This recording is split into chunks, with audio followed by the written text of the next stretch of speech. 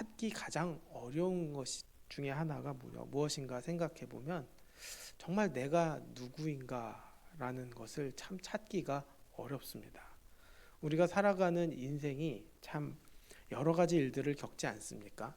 휩쓸리기도 하고 이끌어가기도 하고 또 어떤 내 생각대로 어떤 활동하기도 하고 여러 가지 삶을 살아가지만 그 삶 속에서 참 찾기 어려운 것이 내가 누구인가입니다. 나는 누구인가? 정말 내가 누구인지를 모를 때가 우리가 얼마나 많습니까?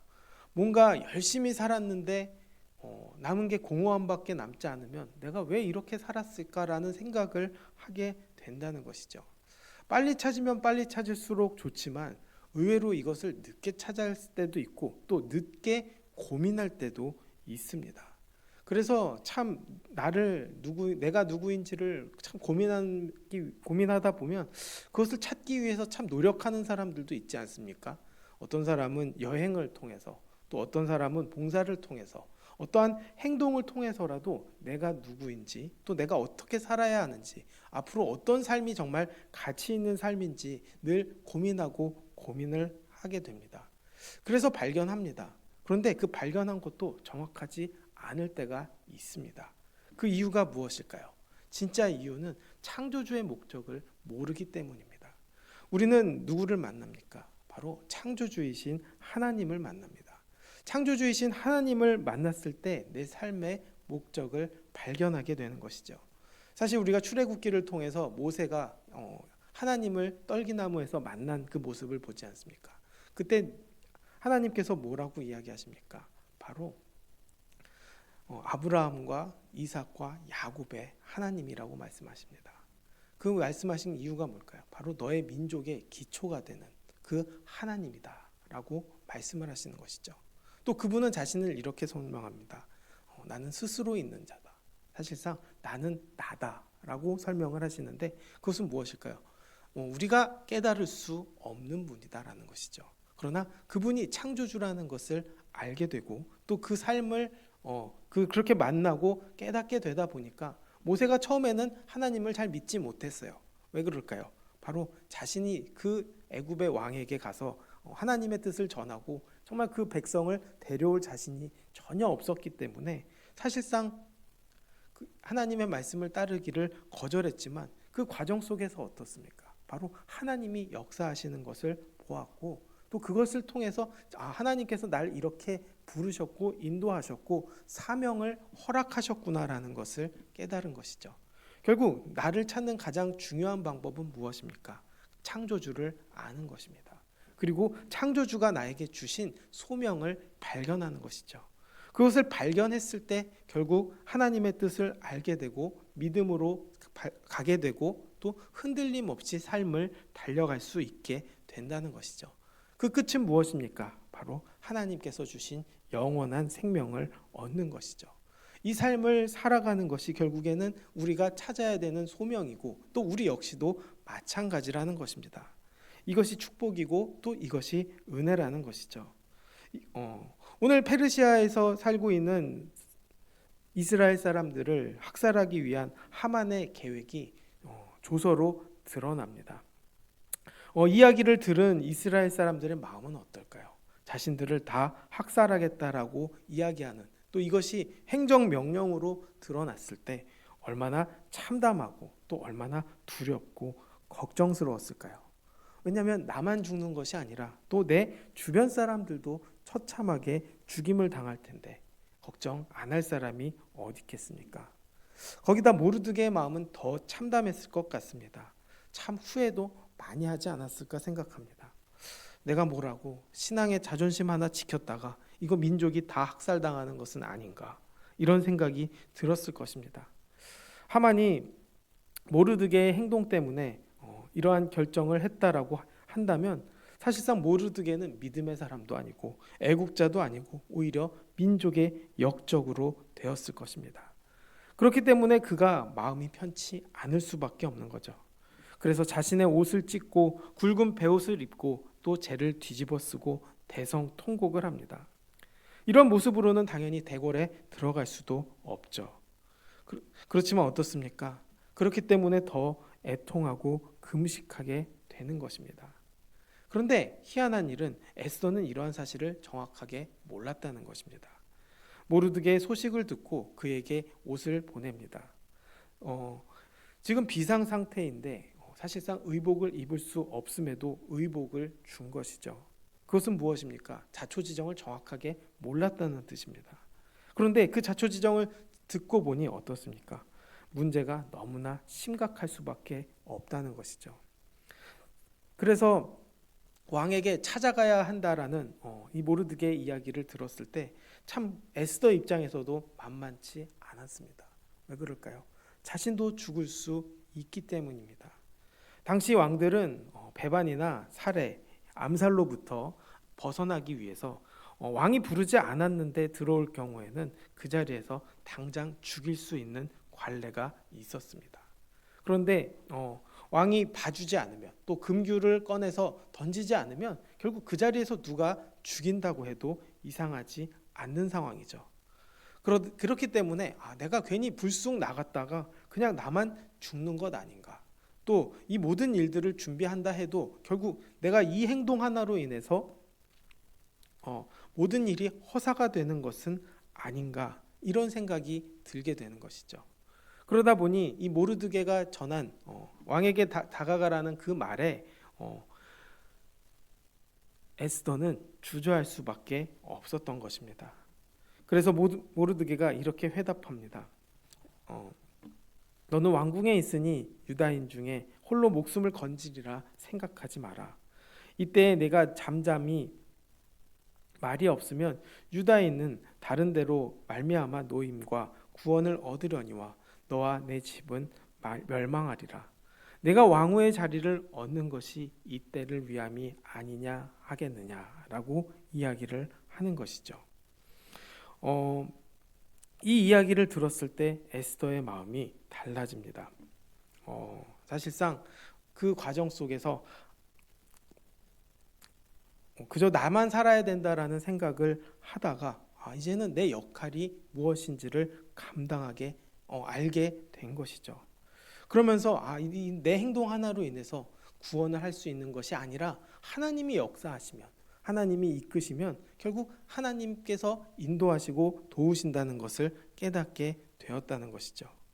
이걸 보면서 구원에 대한 역사를 다시 한번 생각해 보게 됩니다.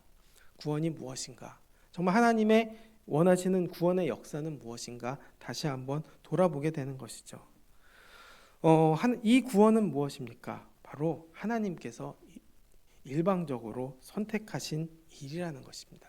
이 모든 과정 속에서 하나님의 손길이 있고 또 이 과정 속에서 내 힘으로 이루어진 일이 아니라는 것을 아는 것이죠.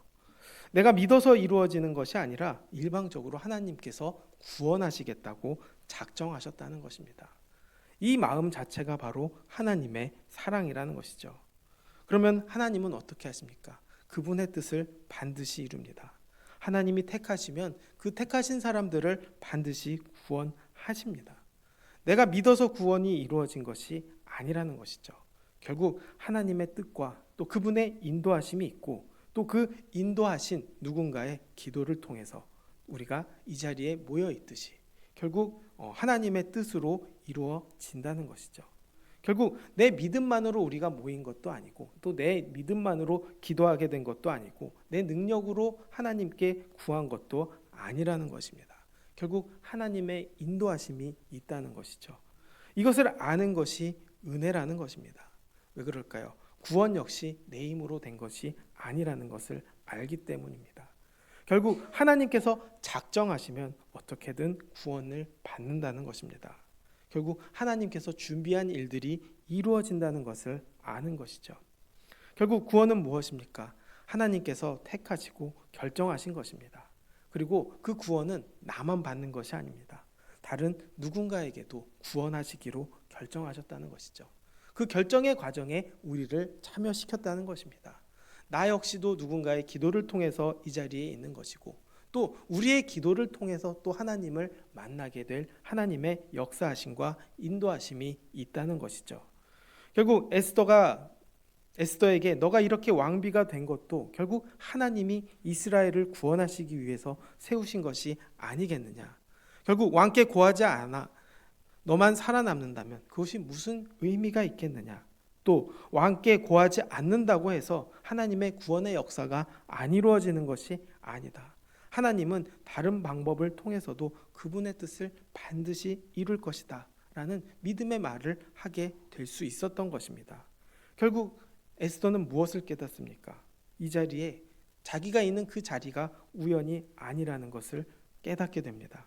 왕후가 된 과정을 돌아보고 생각하게 된 것이죠. 모든 과정 속에서 자기의 능력으로 될 수 있었던 것은 아무것도 없다는 것을 알게 되었죠. 결국 하나님께서 이 자리로 인도하셨구나, 역사하셨구나. 이 모든 과정 속에서 하나님이 이끄셨다는 것을 깨닫게 되었다는 것이죠. 그럼 이 자리에 세우신 분도 누구십니까? 바로 하나님이라는 것이죠. 왕으로 세운 것조차도 하나님께서 택하시고 결정하셨다는 것입니다. 그렇기 때문에 그것을 깨닫고 하나님의 뜻이 이 안에 있다는 것을 알게 되었다는 것입니다. 거꾸로 이것을 나에게 되물어 보면 어떨까요? 결국 내가 지금 있는 이 자리도 또 내가 누리고 있는 이 모든 것도 결국 내 힘으로 얻은 것이 아니라는 것을 알게 됩니다. 하나님께서 주셨다는 것을 우리가 보게 되는 것이죠. 이걸 모른다면 결국 내 힘으로 내 능력으로 얻었다 생각하지만 결국 그것으로 얻었다 해서 모든 내 삶을 파악하고 삶을 알아갈 내가 누구인지를 제대로 알 수 없게 된다는 것입니다. 오히려 하나님께서 주셨다는 것을 깨달았을 때 태도가 달라지는 것이죠. 구원받은 자의 태도고 또 내가 지금 이렇게 누리고 있고 살아가게 하신 그 하나님의 뜻이 있다라는 것을 알게 되는 것입니다. 결국 돈을 벌어도 또 내 돈만 버는 것이 아니라는 것이죠. 그 안에서도 하나님이 주신 소명이 있다는 것입니다. 내게 맡겨진 자리가 어디 있든 무엇이든 상관없이 이것을 왜 하는지 왜 안 하는지 이것을 아는 것의 차이가 너무나 크다는 것이죠. 그러나 소명을 알면 어떻습니까? 그 기쁨을 가지고 살아갈 수 있다는 것입니다. 사실 에스더가 집중한 것은 무엇입니까? 30일 동안 왕을 만나지 못했다는 것입니다. 사실상 자기가 살고 죽는 일에만 집중한 것이죠.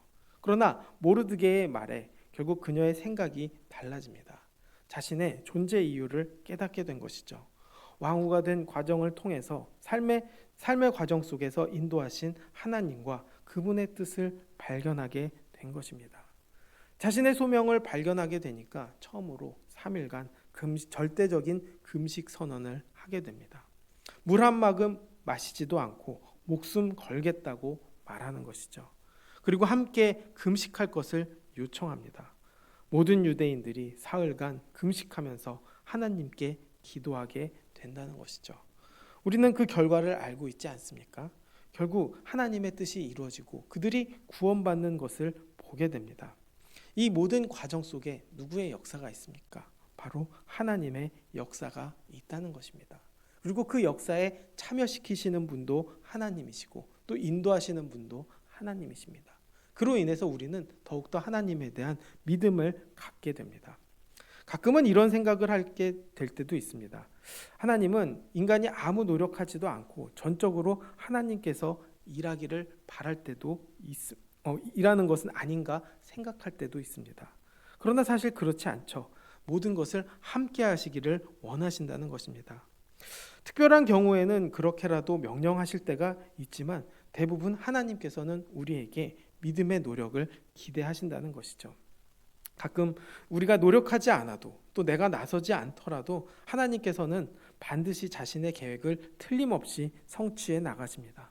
하나님은 자기의 교회를 반드시 세워가십니다. 그러나 하나님께서는 우리의 참여를 통해 또 나의 순종을 통해 교회를 세우기를 기뻐하십니다. 굳이 나의 참여가 없어도 하나님의 교회는 든든히 설 거라는 생각은 얼핏 보면 훌륭한 믿음처럼 보입니다. 또 좋은 생각처럼 보이지만 결코 하나님께서 기뻐하시는 생각은 아닙니다. 어찌 보면 불신앙과 게으름을 포장하는 핑계가 될 수도 있습니다. 그렇기 때문에 우리는 늘 기억해야 합니다. 14절 앞절 말씀을 보면 이때 내가 만일 잠잠하여 말이 없으면 유다인은 다른 데로 말미암아 노인과 구원을 얻으려니와 너와 내 아버지 집은 멸망하리라 라는 것이죠. 결국 우리는 삶 속에서 무엇을 열심히 해야 하는지 또 무엇을 분별해야 하는지를 정확히 알아야 합니다. 사실 우리는 죄인의 습성이 있기 때문에 하나님과 멀어지기를 선택할 때가 너무나 많죠. 그저 내 뜻 또 내 욕심이 발동하여 엉뚱한 열심을 낼 때도 있습니다. 그리고 대부분의 열심은 내가 좋아할 때 열심을 부리지 내가 싫어하는 것에 대한 열심을 하려고 하지 않다는 것이죠. 그러나 우리는 소명을 깨닫는 사람입니다. 또 내가 누구인지를 아는 사람입니다. 하나님이 창조하셨고 또 나에게 이 땅에서 구원을 향한 소명을 주셨다는 것을 아는 사람입니다. 이 길을 가는 것은 결코 쉬운 일이 아닙니다. 내 욕심을 내려놓고 또 내 자신을 내려놓고 가야 하는 길이기 때문입니다. 사실상 이 땅에서 내가 먼저 죽어야 갈 수 있는 길이라는 것이죠. 그러나 그 길을 깨달았을 때 결국 그 삶을 살아갈 수 있게 되는 것이고 소명 갖고 믿음으로 감사로 살아갈 수 있게 된다는 것입니다. 이 자리에 모여서 우리가 기도할 수 있는 것도 하나님의 은혜고 예배드리고 찬양하고 또 누군가의 믿음을 위해서 기도할 수 있는 그 모든 것이 다 하나님의 은혜라는 것이죠. 그 믿음 가지고 우리가 살아갈 수 있게 되기를 원합니다. 그리고 하나님이 역사하신다는 것을 인정하고 달려가게 되기를 원합니다. 그랬을 때 내가 있는 이 자리가 감사의 자리가 될 것이고 은혜의 자리가 될 것이고 또 하나님이 역사하시고 소명을 주신 그 자리가 될 것이라고 믿습니다. 그 믿음 가지고 우리가 살아갈 수 있는 우리 모두가 되기를 주님의 이름으로 축복합니다. 기도하겠습니다. 사랑과 은혜가 많으신 아버지, 우리가 우리 자신을 깨닫게 하여 주시옵소서. 창조주이신 하나님께서 우리를 지으신 목적을 알게 하시고 또 그 목적 가지고 살아가게 하여 주시고 궁극적으로 구원의 역사와 하나님의 뜻이 이루어진다는 것을 깨닫고 내가 어디에 있든 주님이 주신 자리에서 감사함으로 믿음으로 달려가게 도와주시옵소서. 영원한 생명을 바라보게 하여 주시옵시고 또 구원의 기쁨을 누리게 하여 주시고 지금 있는 이 자리 역시도 하나님이 역사하신 또 축복하신 그 자리라는 것을 믿고 믿음으로 달려가는 우리 모두가 되게 인도하여 주시옵소서. 소명 갖고 흔들림 없이 달려가게 하여 주심에 감사드리며 예수님의 이름으로 기도드렸습니다. 아멘.